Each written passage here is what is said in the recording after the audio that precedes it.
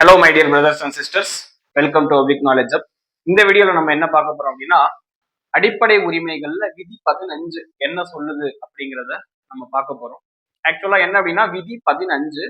So 15ன்னு வர்றதுனால 5 விஷயம் சொல்றாங்க, சரிங்களா? என்னென்ன அப்படின்னா ஜாதி, மதம், இனம், பிறப்பிடம், பாலினம், இந்த 5 அடிப்படையில நம்ம பாகுபாடு காட்டக்கூடாது அப்படின்னு சொல்றாங்க விதி 15. சரிங்களா? நீங்க இந்த பர்டிகுலர் கம்யூனிட்டியை சேர்ந்தவங்க, நான் இந்த பர்டிகுலர் கம்யூனிட்டியை சேர்ந்தவன் அப்படின்னு சொல்லி பாகுபாடு காட்டக்கூடாது. இல்லைன்னா நீங்க இந்து மதத்தை சேர்ந்தவங்க, நான் கிறிஸ்டியன் மதத்தை சேர்ந்தவங்க, நீங்க இஸ்லாமிய மதத்தை சேர்ந்தவங்க அப்படின்னு சொல்லி பாகுபாடு காட்டக்கூடாது. இல்லைன்னா நீங்கெல்லாம் பார்த்தோம் அப்படின்னா வடக்கன்ஸ், உங்களுடைய பிறப்பிடம் வேற, நாங்கள்லாம் பார்த்தோம் அப்படின்னா தென்னிந்தியாவை சேர்ந்தவங்க அப்படின்னு சொல்லி, இல்லைன்னா நீங்கள்லாம் மலையாளிஸ், நாங்கள்லாம் பார்த்தோம் அப்படின்னா கன்னடிகாஸ் அப்படிங்கிறத சொல்லிலாம் பாகுபாடு எல்லாம் காட்டக்கூடாது அப்படின்னு சொல்றாங்க. அதே மாதிரி ஆண் பெண் பாகுபாடும் காட்டக்கூடாது, சரிங்களா? ஸோ இதெல்லாம் பார்த்தோம் அப்படின்னா ஆர்டிகல் 15ல வலியுறுத்தக்கூடிய விஷயங்கள். பட் என்னன்னா இதுல ஒவ்வொரு ப்ரொவிஷன்ஸா கொடுத்துருக்காங்க, என்னங்கிறத பார்த்துருவோம். இந்த ஃபர்ஸ்ட் 2 ப்ரொவிஷன்ஸும் பார்த்தோம் அப்படின்னா இந்த ஃபர்ஸ்ட் 2மே கண்டிஷன்ஸ், என்னெல்லாம் இங்கெங்கெல்லாம் பாகுபாடு காட்டக்கூடாது அப்படின்னு சொல்லக்கூடிய கண்டிஷன்ஸ். கீழே இருக்கிறதெல்லாம் பார்த்தோம் அப்படின்னா எக்ஸப்ஷன்ஸ், சரிங்களா? ஸோ ஃபர்ஸ்ட் கண்டிஷன் என்னங்கிறத நம்ம பார்த்துருவோம்.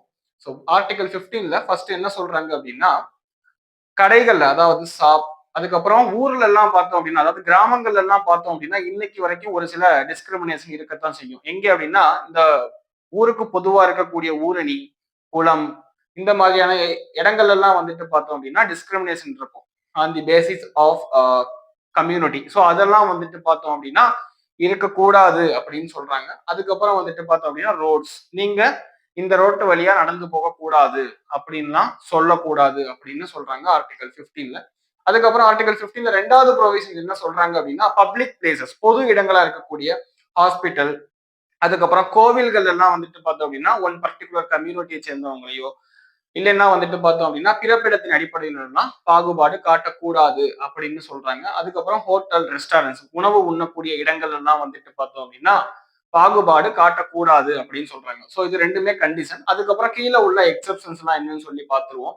So special act can enact, அதாவது உமன் அண்ட் சில்ட்ரன், பெண்கள் மற்றும் குழந்தைகளுக்காக பார்த்தோம் அப்படின்னா சிறப்பு சட்டம் இயற்றலாம், சிறப்பு சலுகைகள் எல்லாம் தரலாம் அப்படின்னு சொல்றாங்க. உதாரணத்துக்கு பார்த்தோம் அப்படின்னா 106வது அரசியல் அமைப்பு திருத்த சட்டம் 2023ல என்ன சொன்னாங்க அப்படின்னா 1/3 சீட் லோக்சபால பார்த்தோம் அப்படின்னா பெண்களுக்கு ரிசர்வேஷன் அப்படின்னு சொல்றாங்க. சோ இப்ப நம்ம பார்த்தோம் அப்படின்னா பெண்களுக்கு ஆண் பெண் பாகுபாடு காட்டக்கூடாது அப்படின்னு சொல்றாங்க. மறுபடியும் பெண்களுக்கு சிறப்பு சலுகை தர்றாங்களே அப்படின்னு சொல்லி கேள்வி கேட்க முடியாது, சரிங்களா? சோ அதுக்கப்புறம் socially and economically backward, SC ST, இந்த மக்களுக்கு பார்த்தோம். சோசியலி அண்ட் எக்கனாமிக்கலி பேக்வேர்டு அப்படின்னா சமூகத்தின் அடிப்படையிலையும் பொருளாதாரத்தின் அடிப்படையிலையும் பின்தங்கிய மக்கள், அதுக்கப்புறம் பட்டியலின மக்கள், பழங்குடியின மக்களுக்கு பார்த்தோம் அப்படின்னா ஸ்பெஷல் ப்ரிவிலேஜஸ் தரலாம், சரிங்களா? ஸோ இதை பார்த்தோம் அப்படின்னா first constitutional amendment act of 1951ல பார்த்தோம் அப்படின்னா இந்த ப்ரொவிஷன் ஆட் பண்ணியிருப்பாங்க.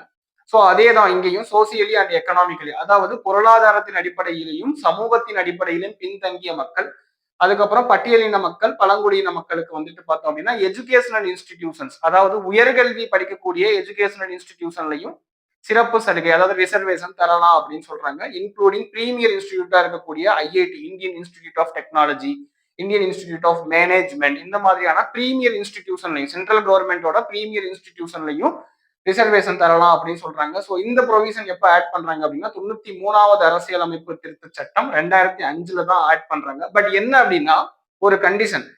ஸோ நம்மளுக்கு என்ன அப்படின்னா ஆர்டிகல் 29 அண்ட் ஆர்டிகல் 30 நம்ம இன்னும் பார்க்கல, ஃபியூச்சர்ல பார்ப்போம். அதுல என்ன சொல்லியிருப்பாங்க அப்படின்னா மைனாரிட்டி எஜுகேஷனல் இன்ஸ்டிடியூஷன் அப்படிங்கிற ஒரு கான்செப்ட் வரும். ஸோ இந்த விஷயம் பார்த்தோம் அப்படின்னா இந்த socially and economically backward and SC ST reservation அந்த மைனாரிட்டி எஜுகேஷனல் இன்ஸ்டிடியூஷன்ல பொருந்தாது. மைனாரிட்டி எஜுகேஷனல் இன்ஸ்டிடியூஷன் அப்படின்னா 2 டைப் ஆஃப் மைனாரிட்டிஸ் இருக்காங்க. ஒன்னு என்ன அப்படின்னா ரிலீஜியஸ் மைனாரிட்டிஸ், இன்னொன்னு என்ன அப்படின்னா லிங்குஸ்டிக் பேசிஸ் ஆஃப் மைனாரிட்டிஸ், மொழி அடிப்படையில் சிறுபான்மையினர்கள். ஸோ அவங்க எல்லாம் எஸ்டாப்ளிஷ் பண்ண கல்வி நிறுவனங்கள்ல இந்த கான்செப்ட் பொருந்தாது அப்படின்னு சொல்றாங்க. ஸோ ஃபைனலி என்ன சொல்றாங்க அப்படின்னா எக்கனாமிக்கலி வீக்கர் செக்ஷன், அதாவது பொருளாதாரத்தின் அடிப்படையில் பின்தங்கியவர்களுக்கும் பார்த்தோம் அப்படின்னா சில சில ப்ரிவிலேஜஸ் தரலாம் அப்படின்னு சொல்றாங்க. உதாரணத்துக்கு 10% வந்துட்டு பார்த்தோம் அப்படின்னா நம்ம ரிசர்வேஷன் கொடுத்திருப்போம். எப்போ அப்படின்னா 103வது அரசியலமைப்பு திருத்த சட்டம் 2019. ஆக்சுவலா இதுக்கு முன்னாடியே ஓபிசிக்கு ரிசர்வேஷன் 27% அப்படிங்கிறது வந்துட்டு பிபி மண்டல் கேஸ் அப்படிங்கிறது 1992ல வந்திருக்கும். அதுக்கப்புறம் ஆர்டிகல் 16 நம்ம என்னன்னு சொல்லி பார்க்க போறோம். அதுல டீடைலா பார்ப்போம். பிபி மண்டல் கேஸ்னா என்ன ரெக்கமெண்டேஷன் கொடுத்தாங்க, ஏன் 27% கொடுத்தாங்க, எவ்வளவு பெர்சன்டேஜ் ஆஃப் பீப்புள் வந்துட்டு ஓபிசி பீப்புள், அதாவது எஸ்சி எஸ்டி அல்லாத, அதே மாதிரி ஃபார்வேர்ட் கம்யூனிட்டி அல்லாத மக்கள் எத்தனை பேர் இருந்தாங்க அப்படின்னு சொல்லி ரிப்போர்ட் கொடுத்தாங்க. ஸோ அப்பவே வந்துட்டு பார்த்தோம் அப்படின்னா 1992ல 10% இடபிள்யூஎஸ் கொடுங்க அப்படின்னு சொன்னாங்க. பட் சுப்ரீம் கோர்ட் வந்துட்டு பார்த்தோம் அப்படின்னா அதுக்கு அலோவ் பண்ணல. அண்ட் ஃபைனலி என்ன பண்ணாங்க அப்படின்னா 10% ரிசர்வேஷன் எக்கனாமிக்கலி வீக்கர் செக்ஷன், அதாவது எஸ்சி எஸ்டி ஓபிசி அல்லாத மக்களுக்கு வந்துட்டு பார்த்தோம் அப்படின்னா யாரெல்லாம் பொருளாதாரத்தின் அடிப்படையில பின்தங்கி இருக்காங்களோ ஸோ அவங்களுக்கு வந்துட்டு 10% கொடுத்தாங்க. எப்போ அப்படின்னா 103வது அரசியலமைப்பு திருத்த சட்டம் 2019. ஸோ நம்ம எது படிச்சாலுமே டீடைல்டா படிச்சிருவோம், சரிங்களா?